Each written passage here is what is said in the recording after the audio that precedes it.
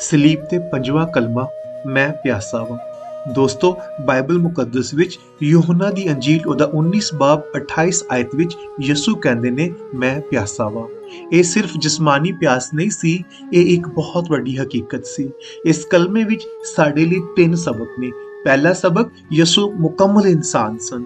ਖੁਦਾ ਦੇ ਖਾਦਮ ਜੇ ਜੌਨ ਅਕਸਰ ਕਹਿੰਦੇ ਨੇ ਕਿ ਯਿਸੂ ਸਾਡੇ ਦਰਦ ਨੂੰ ਸਿਰਫ ਦੂਰੋਂ ਨਹੀਂ ਵੇਖਦੇ, ਉਹਨਾਂ ਨੇ ਸਾਡੇ ਦਰਦ ਨੂੰ ਹੰਢਾਇਆ ਏ।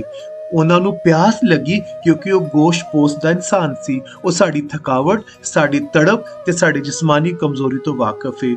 ਉਹ ਤੁਹਾਡਾ ਹਾਲ ਸਮਝਦਾ ਏ। ਦੂਜਾ ਸਬਕ, ਰੂਹਾਨੀ ਪਿਆਸ ਤੇ ਸਾਡੀ ਨਿਜਾਤ।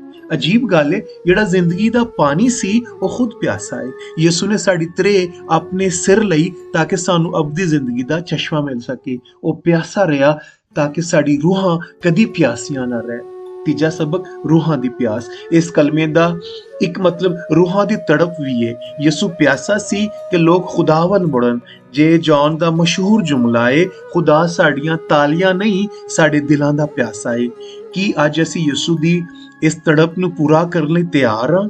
ਇਸ ਕਲਮੇ ਦਾ ਨਿਚੋੜ ਏ, ਅੱਜ ਦੁਨਿਆਵੀ ਹਰ ਚੀਜ਼, ਪੈਸਾ, ਸ਼ੋਹਰਤ, ਮਾਲ ਤੇ ਖਜ਼ਾਨੇ ਤੁਹਾਨੂੰ ਪਿਆਸਾ ਹੀ ਛੱਡਣਗੇ। ਸਿਰਫ ਯਿਸੂ ਹੀ ਏ ਜਿਹੜਾ ਤੁਹਾਡੀ ਰੂਹ ਦੀ ਪਿਆਸ ਬੁਝਾ ਸਕਦਾ ਹੈ। ਉਹ ਪਿਆਸਾ ਹੋਇਆ ਤਾਂ ਕਿ ਤੁਸੀਂ ਸਹੀਰ ਹੋ ਸਕੋ। ਖੁਦਾਵੰਦ ਸਾਨੂੰ ਤੌਫੀਕ ਅਤਾ ਫਰਮਾਵੇ ਕਿ ਅਸੀਂ ਜ਼ਿੰਦਗੀ ਦੇ ਪਾਣੀ ਨਾਲ ਹਮੇਸ਼ਾ ਸੈਰਾਬ ਰਹੀਏ। ਆਮੀਨ।